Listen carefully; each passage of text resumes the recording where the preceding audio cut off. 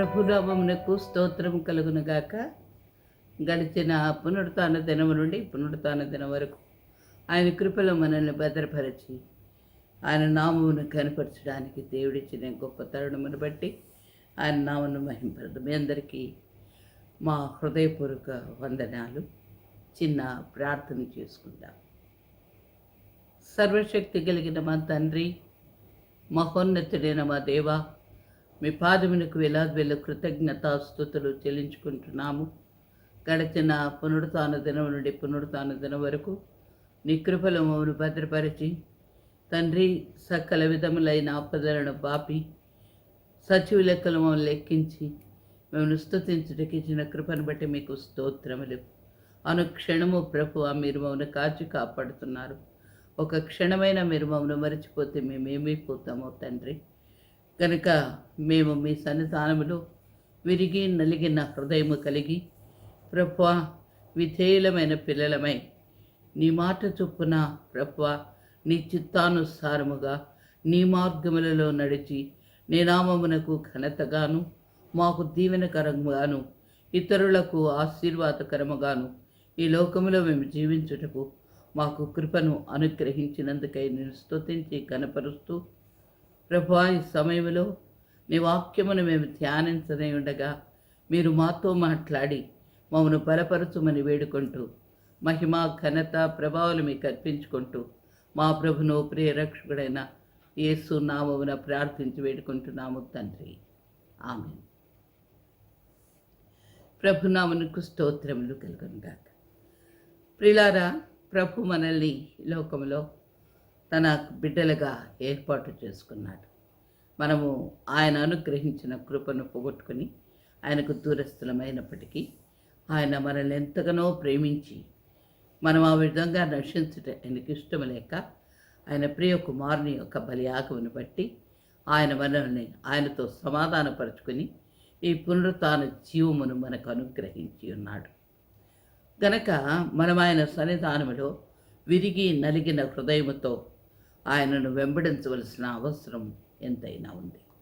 ఎందుకనంటే ప్రసంగిలో అంటాడు, ఆయన సన్నిధానానికి వచ్చేటప్పుడు ఆలోచనతో అనాలోచితముగా ఏమీ మాట్లాడద్దు, నిన్ను నీవు హెచ్చించుకొనవద్దు.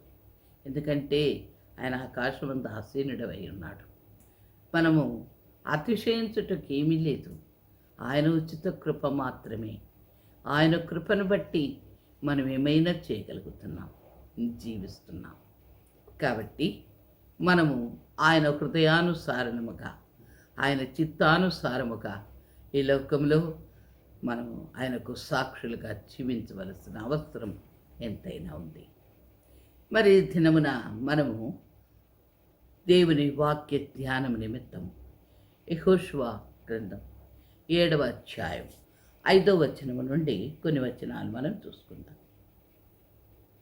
అప్పుడు హాయి వారు వారిలో 36 మనుషులను హతము చేసిరి, మరియు తమ గమని యొద్ద నుండి షెబారీముల వరకు వారిని తరిమి మోరాదులో వారిని హతము చేసిరి.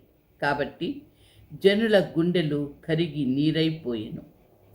యెహోషువ తన బట్టలు చింపుకొని తానును ఇశ్రాయేలీయుల పెద్దలను సాయంకాలము వరకు యెహోవా మందసము ఎదుట నేల మీద ముఖమును మోపుకొని తమ తల మీద ధూళి పోసుకొనుచు, అయ్యో ప్రభువా యెహోవా, మమ్మను నశింపచేయనట్లు అమోరీయుల చేతికి మమ్మను అప్పగించుటకు ఈ జనులను ఈ యోర్దాను నీవెందుకు దాటించితివి? మేము యోర్దాను అద్దరిన నివసించుటయే మేలు. ప్రభువా కనికరించుము. ఇశ్రాయేలీయులు తమ శత్రువుల ఎదుట నిలువలేక వెనుక తిరిగినందుకు నేనేమి చెప్పగలను? కనానీయులను ఈ దేశ నివాసులందరూ విని మమ్మను చుట్టుకొని మా పేరును భూమి మీద ఉండకుండా తుడిచివేసిన ఎడల ఘనమైన నీ నామమును కూర్చి నీవేమి చేతువని ప్రార్థింపగా అంటున్నారు. ఈ యొక్క వృత్తాంతము మనందరికీ తెలుసు. యెహోషువ తన యొక్క కానాను యాత్రలు మోషే ప్రభు దగ్గరికి చేర్చబడిన తర్వాత ఆయన తీసుకున్న నాయకత్వంలో హాయి పట్టణం మీద యుద్ధం. హాయి చాలా చిన్న పట్టణం. ఆ పట్టణం మీద యుద్ధానికి వీళ్ళు వెళ్తున్నారు. వెళ్ళేటప్పుడు ముందుగా హాయి పట్టణాన్ని వేగు చూశారు. ఆ హాయి పట్టణాన్ని వేగు చూసిన వాళ్ళు ఏమన్నారంటే, హాయి పట్టణం చాలా చిన్న పట్టణం, దాని మీదకు మనమందరం వెళ్ళి ప్రయాసపడాల్సిన అవసరం లేదు, 2000 మందో 3000 మందిని పంపితే చాలు అని యెహోషువతో చెప్పడం జరిగింది. అదేవిధంగా యెహోషువ 3000 మందిని పంపినప్పుడు వారు తరిమి వారిని 36 చంపినట్టుగా మనము ఇక్కడ చూస్తున్నాం. వాళ్ళని ఎక్కడి వరకు తరిమారని అంటే షెబారీముల వరకు వారిని తరిమినారు. తరిమి వారిని మనుషులను హతము చేశారు అని మనం చూస్తున్నాం. ఎందుకు ఈ సంఘటన ఇలా జరిగింది? ఎందుకు? ప్రభు అన్నాడు, నువ్వు అడుగుపెట్టిన ప్రతి స్థలం నీకు ఇస్తాను. యెహోషువకు చెప్పాడు, మోషేకు నేను తోడై ఉండినట్లు నీకు నేను తోడై ఉంటాను, ప్రతి స్థలంలో నీకు విజయం ఇస్తాను, నీవు కానానులో ప్రవేశించు పర్యంతం అని చెప్పాడు. అందుకనే యోర్దాను దాటి వీరి యువతలకు వచ్చి ఉండగా ఈ యొక్క ఓటమి, ఈ అపజయం వారికి ఎంతో కలవరమును కలిగించింది, భయమును కలిగించింది. భయపడి కలవరపడి వారు బట్టలు చింపుకొని నెత్తిన బూడిద దుమ్ము పోసుకుంటూ ఆయన ఆ 12 గోత్రికుల నాయకులు అందరూ కూడా మందసం ముందు ముఖం మీద నేలకు మోపి దుఃఖపడుతూ ఉపవాసముతో ప్రభు సన్నిధానంలో ప్రార్థన చేస్తున్నారు. ప్రభువా, ఏమిటి ఇలా జరిగింది? నీవు మాకు మాటిచ్చావు కదా, ఎందుకో మమ్మల్ని యువతలకి తీసుకొచ్చావు, యోర్దాను యువతలకి? మేము ఇప్పుడు ఓడిపోయాం. చుట్టుపట్ల వాళ్ళు ఈ మాట వింటే మా మీద చులకన భావన ఏర్పడి ప్రతి వారు మమ్మల్ని చుట్టుకుంటారు కదా, మేము అందరి చేతిలో ఓడిపోవలసి వస్తుందేమో అని దుఃఖపడుతున్నారు, ఏడుస్తూ ప్రార్థన చేస్తున్నారు. ప్రార్థన చేస్తూ వారు ఏమంటున్నారంటే, నీ ఘనమైన నామము, నువ్వు ఇంత ఘనమైన నామము కలిగిన వాడివి, ఈ ఘనమైన నామము ఏమవుతుంది అని వారు ప్రార్థన చేస్తున్నారు. అయితే ఈ ప్రార్థనకు ముందు ఈ విధముగా వాళ్ళు ఒక నిర్ణయం, 3000 మంది 2000 మంది చాలు అన్న నిర్ణయం ఎందుకు తీసుకున్నారని మనం ఒకసారి ఆలోచిస్తే, అంతకు ముందే ఎరికో పట్టణం మీద వాళ్ళు జయమును పొంది ఉన్నారు. ఎరికో పట్టణమును వాళ్ళు జయించారు. ఎరికో పట్టణం కోట కలిగిన గొప్ప పట్టణం, చాలా పెద్ద పట్టణం. ఆ పట్టణం 7 రోజులు వాళ్ళకి దాని చుట్టూ తిరిగినందువలన ప్రభువు చెప్పిన విధానము ప్రకారము వారు ఎరికోను గెలిచినవారు. ఎరికోను గెలిచిన ఆ యొక్క విజయ గర్వం వాళ్ళలో ఉంది. ఎరికో పట్టణానే మేము గెలిచాం, హాయి ఏమాత్రముది అని అనుకుంటున్నారు. హాయి ఏమాత్రముది, హాయిని మేము గెలవడానికి మేమందరము ప్రయాసపడవలసిన అవసరత లేదు. ఎరికో పట్టణాన్ని, ఎరికో గోడలే కూలిపోయినాయి ముందు, హాయి ఎంత అనుకున్నారే తప్ప ఎరికో పట్టణాన్ని గెలవడానికి ఉన్న కారణం యెహోవా అన్న సంగతి వారు మరిచిపోయారు. ఆయన ఎరికో పట్టణాన్ని మా చేతికి ఇచ్చాడు అన్న సంగతిని వారు మరిచిపోయారు. మేము గెలిచామనుకుంటున్నారు. కాబట్టే హాయిని గురించి వారు చాలా చిన్న చూపు, చాలా చిన్నది అన్న ఉద్దేశమును వాళ్ళు కలిగి దేవుని యొక్క గొప్ప కార్యమును మరిచిపోయారు. కాబట్టే వారు అక్కడ ఓడిపోతున్నారు. ఎందుకు? వారు ఏం చేశారు? ఎరికో పట్టణాన్ని గెలిచిన తరువాత దేవుని యొక్క మాటను కూడా వారు మరిచిపోయారు. చూడండి, మరి మనము యెహోషువ గ్రంథం 6వ అధ్యాయము 17వ వచనం మనం ఒకసారి చూద్దాం. ఈ పట్టణమును దీనిలోనున్న యావత్తును యెహోవా వలన శపింపబడెను. రాహాబను వేశ్య మనము పంపిన దూతలను దాచిపెట్టెను గనుక ఆమెయు ఆ ఇంటున్న వారందరూ మాత్రమే బ్రతుకుదురు. శపింపబడిన దానిలో కొంచెమైనను మీరు తీసుకొనిన ఎడల మీరు శాపగ్రస్తులై ఇశ్రాయేలీల పాలెమునకు శాపము తెప్పించి దానికి బాధ కలుగజేయుదురు గనక శపింపబడిన దానిని ముట్టకూడదు అని ఆయన ఆజ్ఞాపించినాడు. అక్కడుంటున్న ఏ వస్తువునే కానీ, వెండినే కానీ, బంగారమునే కానీ, దేని కూడా, పాత్రలనే కానీ మీరు ముట్టకూడదు. ఎందుకంటే ఎరికో సమస్తము శపింపబడింది. రాహాబొక్కటే మన వేగుల వారిని కాపాడింది. తరువాత యెహోవా గొప్పతనమును గురించి ఆమె చెప్పింది. కాబట్టి రాహాబును ఆమె ఇంట ఉన్న వారిని మాట ప్రకారం నీవు ఈ ఎర్రదారము కట్టుకుని ఉంటావో ఆ ఇంటిలో ఉన్న మిమ్మల్ని మేము రక్షిస్తామని మాట ఇచ్చిన ప్రకారం వారిని తప్ప ఇంకా దేనిని కూడా మీరు తాకకూడదు. అలా తాకి అలా తెచ్చుకున్నట్లయితే దానివలన ఇశ్రాయేలీయులకు బాధ కలిగించిన వారు అవుతారని ఆయన ముందుగానే చెప్పాడు. ఈ మాట కూడా వాళ్ళు విసర్జించారు, దేవుని మర్చిపోయారు. మేము గెలిచాం, మేము ఎరికోను గెలిచాం, కాబట్టి హాయి చాలా చిన్నది మా దృష్టికి అని కొద్ది మందిని వారు పంపినారు. ఎక్కడ ఓటమి వచ్చింది. ఇప్పుడు వీళ్ళంటున్నారు, మమ్మల్ని ఎందుకు దాటించావు, మమ్మల్ని ఎందుకు యోర్దాను యువతలకి తీసుకొచ్చావు, ఇలా మమ్మల్ని శత్రువుల చేతికి అప్పగింపడానిక, నీ ఘననామమునకు అవమానం కదా. దేవుని మీద వారి యొక్క మాట హృదయంలోని ఉద్దేశాలను చెప్తున్నారు. వారి తప్పిదాలను వారు వెతుక్కోట్లా.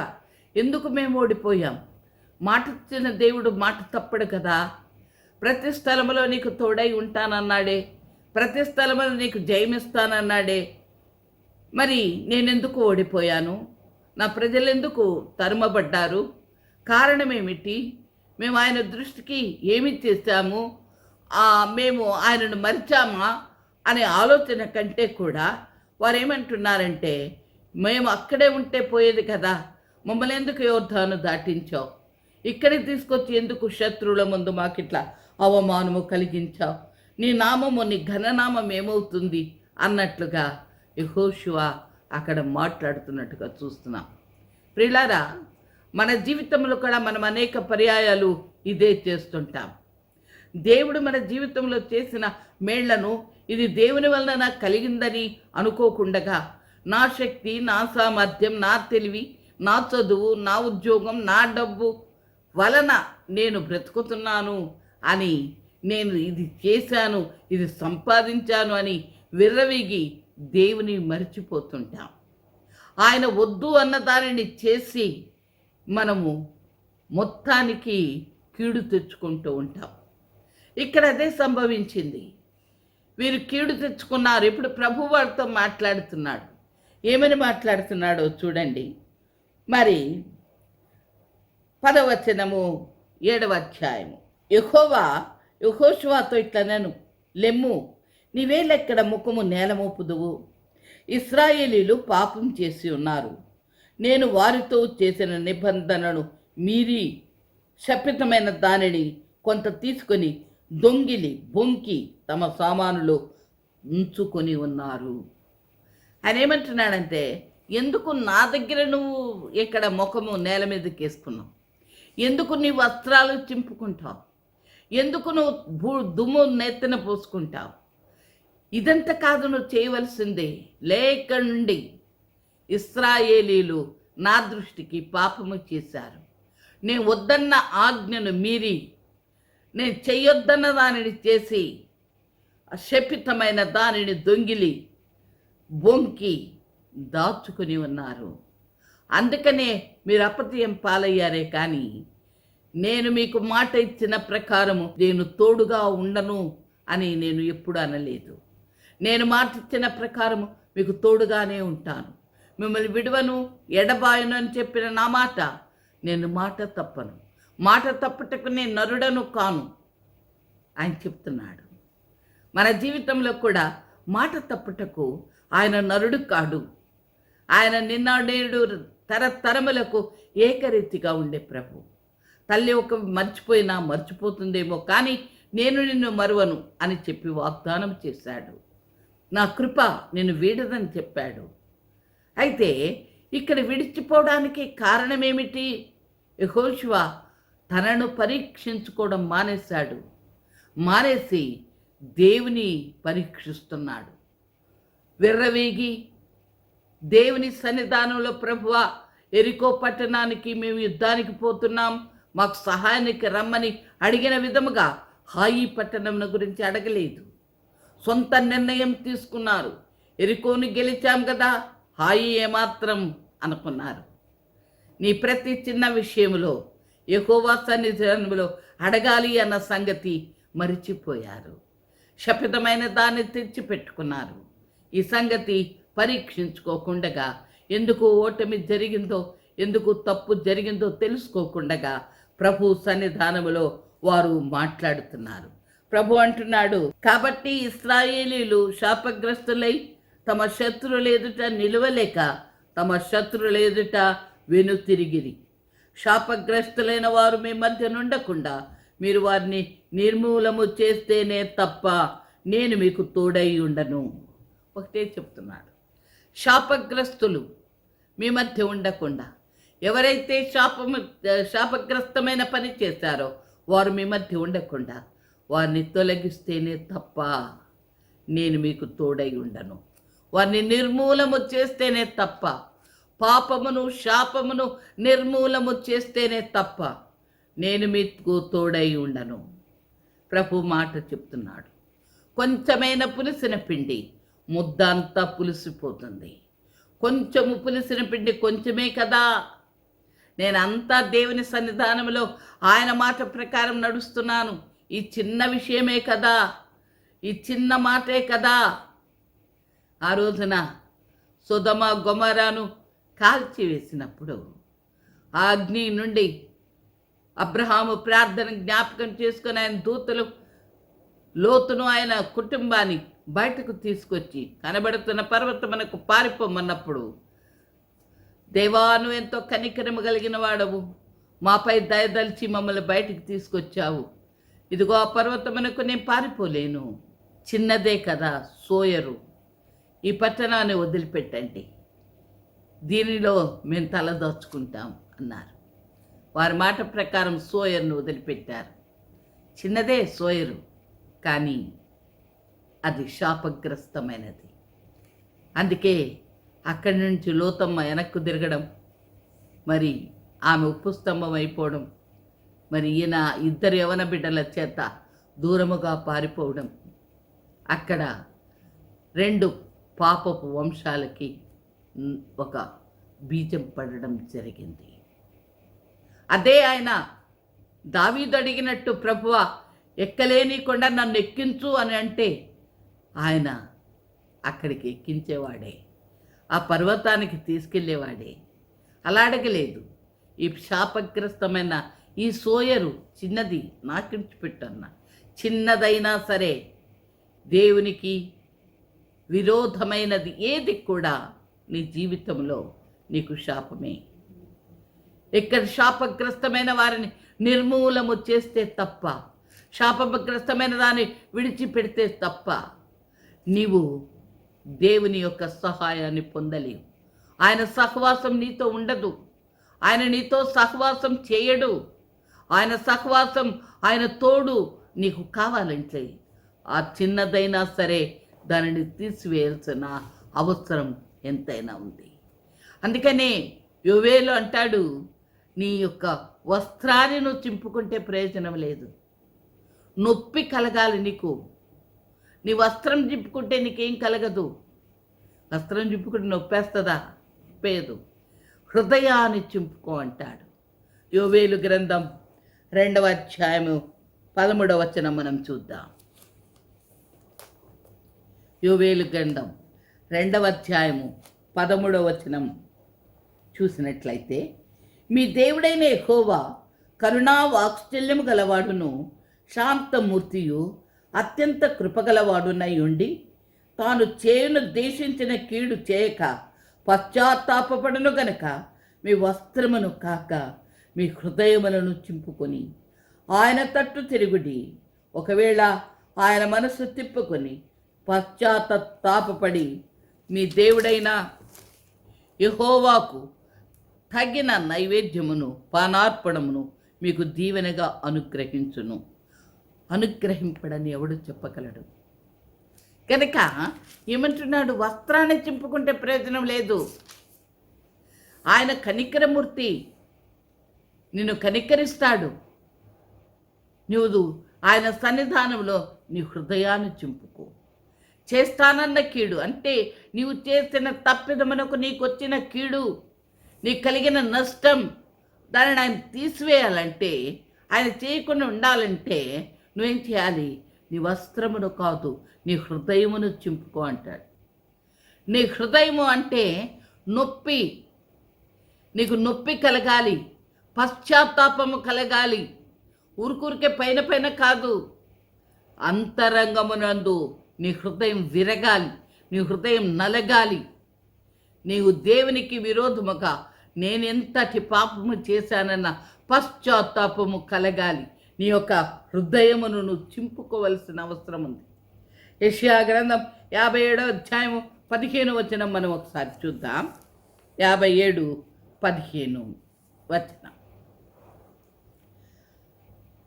మహాగణుడును మహోన్నతుడును పరిశుద్ధుడును నిత్య నివాసియునైన వాడు ఇలాగు సెలవిచ్చుతున్నాడు, నేను మహోన్నతమైన పరిశుద్ధ స్థలములో నివసించువాడను. ఆయనను వినయము గల వారి ప్రాణమును ఉజ్జింపచేయుటకును, నలిగిన వారి ప్రాణములను ఉజ్జింపచేయుటకును, వినయము గల వారి యొద్దను దీన మనస్సు గల వారి యొద్దను నివసించుటచున్నాను. నేను నిత్యము పోరాడువాడను కాను, ఎల్లప్పుడూ కూపించువాడను కాను అని ఏమంటున్నాడు? నిజమే, నేను మహోన్నతమైన స్థలములలో పరిశుద్ధ స్థలములో నివసించువాడనే. అయినా నేను అంత కఠినముగా ఉండేవాడను కాదు. వినయము కలిగి నీవు ఉన్నట్లయితే, నలిగిన హృదయము కలిగి, నలిగిన మనస్సు కలిగి దేవుని సన్నిధానములోను గోజాడితే నేను మిమ్మల్ని క్షమించి మిమ్మల్ని పునరుద్ధరింపచేస్తానని, నిత్యము మీతో నేను పోరాడనని ఆయన మాట చెప్తున్నాడు. మనం ఏం చేయాలి? ఆయన సన్నిధానంలో ప్రార్థిస్తున్నప్పుడు ప్రతి క్షణం మనల్ని మనం పరీక్షించుకోవాల్సిన అవసరం ఉంది. మన జీవితంలో మన విశ్వాస యాత్రలో మనం ఓడిపోతున్నామా? శత్రువు మనపైన విజయం సాధించాడా? కారణం ఏమిటి? నాలో ఏ పొరపాటు ఉంది?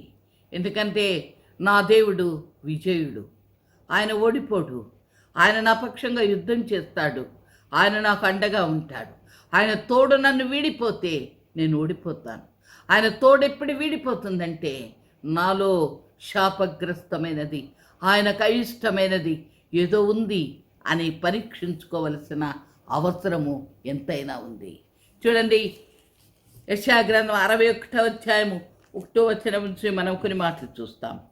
ప్రభువు యెహోవా ఆత్మ నా మీదకి వచ్చి ఉన్నది, దీనులకు స్వర్తమానమును ప్రకటించుటకు యెహోవా నన్ను అభిషేకించెను. నలిగిన హృదయము గల వారిని దృఢపరచుటకు, చెరలోనున్న వారిని విడుదల చేయుటకు, బంధింపబడిన వారికి విముక్తిని ప్రకటించుటకు, యెహోవా హితవత్సరమును మన దేవుని ప్రతిదండన దినమును ప్రకటించుటకును, దుఃఖాక్రాంతులందరినీ ఓదార్చుటకును, సియోనులో దుఃఖించు వారికి ఉల్లాస వస్త్రములు ధరింపచేయుటకును, బూడిదను ప్రతిగా పూలదండను, దుఃఖమునకు ప్రతిగా ఆనంద తైలమును, భారభరితమైన ఆత్మకు ప్రతిగా స్తుతి వస్త్రమును వారికిచ్చుటకు ఆయన నన్ను పంపి ఉన్నాడు అంటాడు. ఆయన ఎందుకు వచ్చాడు ఈ లోకమునకు? ప్రభువైన యేసుక్రీస్తు వారి యొక్క రాకడలో ఆయన చేయబో కార్యములను ఇక్కడ ప్రవక్త యెషయా ప్రవచిస్తున్నాడు. ఆయన పరిశుద్ధాత్మ పూర్ణుడై అభిషక్తుడై ఆయన ఏం చేస్తున్నాడంటే దుఃఖముతో ఉన్న మనల్ని ఓదార్చుటకు, మనపై కరుణ కుమ్మరించుటకు ఆయన లోకమునకు వచ్చి ఉన్నాడు. మరి ఆయన లోకమునకు వచ్చినది ఎందుకు? హితవత్సరము ప్రకటించడానికి, మన దుఃఖ వస్త్రమును తీసివేసి మన యొక్క బూడిదకు ప్రతిగా ఆయన తన యొక్క కృపను మనపై కుమ్మరించడానికి, మరి సియోనులో దుఃఖించు వారికి ఉల్లాస వస్త్రమును, బూడిదకు ప్రతిగా పూలదండను, దుఃఖమునకు ప్రతిగా ఆనంద తైలమును, భారభరితమైన ఆత్మలకు ప్రతిగా స్తుతి వస్త్రమును ఇచ్చుటకు ఆయన వచ్చి ఉన్నాడు. మనం దుఃఖభరితులమై ఉన్నాం. మనం ఎంతో కష్టములో, ఎంతో దుఃఖములో, ఎంతో వేదనలో మనము దేవునికి దూరస్థులముగా విరిగి మనము నలిగిన హృదయము లేక మనము తిరుగుబాటుదారులుగా ఉన్నాం. అయితే ప్రభువైన యేసుక్రీస్తు వారి లోకమునకు వచ్చి మనకి గొప్ప రక్షణనిచ్చి ఉన్నాడు. ఈ రక్షణ మనం తీసుకొని ఈ యొక్క విశ్వాస యాత్రలో మనం సాగిపోతున్నాం. యెహోషువ ఎలాగైతే కానాను పాలు తేనెలు ప్రవహించు కానానుకు ఆ యొక్క ఇశ్రాయేలీయులను నడిపించాడో, ఈ రోజున పరమ కానానుకు ప్రభువైన యేసుక్రీస్తు వారు పరిశుద్ధాత్ముని యొక్క సంరక్షణలో మనల్ని నడిపిస్తున్నాడు. పరిశుద్ధాత్ముని మనల్ని నడిపిస్తుండగా మన జీవితంలో ఓటమి సంభవిస్తాయి. ఎట్లయితే వారు వస్త్రములు చింపుకొని బూడిదను నెత్తి మీద పోసుకొని దుఃఖముకులై ఉన్నారో, ప్రభువును ప్రశ్నించారు. అలా కాకుండా మనము మన హృదయములను దేవుని సన్నిధానంలో కుమ్మరించి మన యొక్క తప్పిదములను మనము ఆయన సన్నిధానంలో ఒప్పుకొని విడిచిపెట్టినట్లయితే మనము కనికరమును పొందుతాం. హెబ్రీయులకు రాసిన పత్రిక 4వ అధ్యాయం 15వ వచనంలో ఒక మాట చూద్దాం. హెబ్రీయులకు రాసిన పత్రిక 4వ అధ్యాయం 15వ వచనం. మన ప్రధాన యాజకుడు మన బలహీనతల యందు మనతో సహానుభవము లేనివాడు కాడు, కానీ సమస్త విషయములోనూ మనవలనే శోధింపబడినను ఆయన పాపము లేనివాడుగా ఉండెను. గనుక మనము కనికరింపబడి సమయోచితమైన సహాయము కొరకు కృప పొందినట్లు ధైర్యముతో కృపాసనము వద్దకు చేరుతాము. ఇక్కడ ఎంత గొప్ప ఆదరణకరమైన మాట ఇక్కడ మనం చూస్తున్నాం. మన యొక్క ప్రధాన కాపరి ఆయన మన బలహీనతలను ఎరగనివాడు కాడు అంటున్నాడు. ఏమంటున్నాడండి? మన ప్రధాన యాజకుడు మన బలహీనతల యందు మనతో సహానుభవము లేనివాడు కాడు. ఆయన కూడా మనతో సహానుభవము కలిగిన వాడంట. అంటే మన బలహీనతలు ఏమై ఉన్నాయో వాటన్నిటిలో ఆయన సహానుభవము కలిగిన వాడే. అన్ని విషయములలో మన వల్లనే శోధింపబడినాడు ఆయన. ఆయనను పాపము లేనివాడుగా ఉన్నాడు. అంటే ఏంటి? శోధన వస్తుంది కానీ పాపం లేనివాడుగా ఉండేది. అంటే శోధన వచ్చినప్పుడు ఆజ్ఞను అతిక్రమించలేదు. శోధింపబడినప్పుడు ఆయన ఏం చేశాడంటే సైతాన్ని ఎదిరించాడు.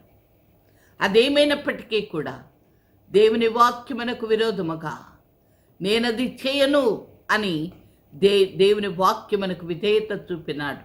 కాబట్టి ఆయన పాపం లేనివాడుగా ఉన్నాడు. పాపం అంటే ఆజ్ఞ అతిక్రమం. పాపం ఆజ్ఞను అతిక్రమించలేదు. ఆయన అన్ని విషయములలో శోధింపబడ్డాడు. శోధింపబడి పాపం లేనివాడుగా అంటే ఆజ్ఞను అతిక్రమించని వాడుగా ఉన్నాడు. కాబట్టి గనుక మనము కనికరింపబడి సమయోచితమైన సహాయము కొరకు, మనం కనికరము పొందాలంటే, సమయోచితమైన సహాయము పొందాలంటే ఏం చేయాలంట? మనము కృపాసనం వద్దకు ధైర్యముతో వెళ్ళాలి. ఆయన నుండి మనం కృప పొందుకోవాలంటే, కనికరము పొందుకోవాలంటే మనం ఏం చేయాలి? ధైర్యముగా కృపాసనం వద్ద చేరుకోవాలి. ఆయన కృపాసనం వద్ద చేరుకొని మన స్థితిని, మన యొక్క కష్టమును, మనము చేసిన పొరపాటును ఆయన సన్నిధానములో మనం ఒప్పుకున్నట్లయితే, వస్త్రమును కాక మన హృదయమును ఆయన సన్నిధానములో చింపుకున్నట్లయితే, మన హృదయం అన్నప్పుడు ఏంటి? మన హృదయం గుండె, దానిని చింపుకోవాలి. అంటే దానిని ప్రభు సన్నిధానంలో నలగగొట్టుకోవాలి. అపోస్తలుడైన పౌలు అంటాడు, అందరికీ బోధించి చివరకు నేను భ్రష్టుని అవుదునేమోనని నన్ను నేను నలుగగొట్టుకుంటున్నాను. నలుగగొట్టుకోవాలి. విరిగి నలిగిన హృదయం యెహోవాకు ఇష్టమైన బలి. విరిగి నలిగిన హృదయం, విరిగి నలగడం నలిగితే స్వరూపం మారిపోతుంది. నలిగినప్పుడు ఏమవుతుంది? ఒక ముద్దలాగా అయిపోతుంది, ఒక పొడిలాగా అయిపోతుంది. దానికి స్వరూపం ఉండదు, నేను అన్నది ఉండదు. అప్పుడు ఆయనలో నువ్వు మిళితమైపోతావు. విరిగి నలిగిన హృదయం ఆయనకి ఇష్టమైన బలి. కనుక ప్రియులారా, క్రైస్తవులమైన క్రీస్తు బిడ్డలమైన మనం, ఆయన యొక్క అడుగు జాడలలో నడవలసిన మనం ఏ విధంగా ఉంటున్నాం? మన మార్గం ఏది? మనము దురాశ చేత మరులు గొల్పబడి మన యొక్క స్వకీయ సౌఖ్యముల నిమిత్తం దేవునికి దూరస్థులమైపోతున్నామా?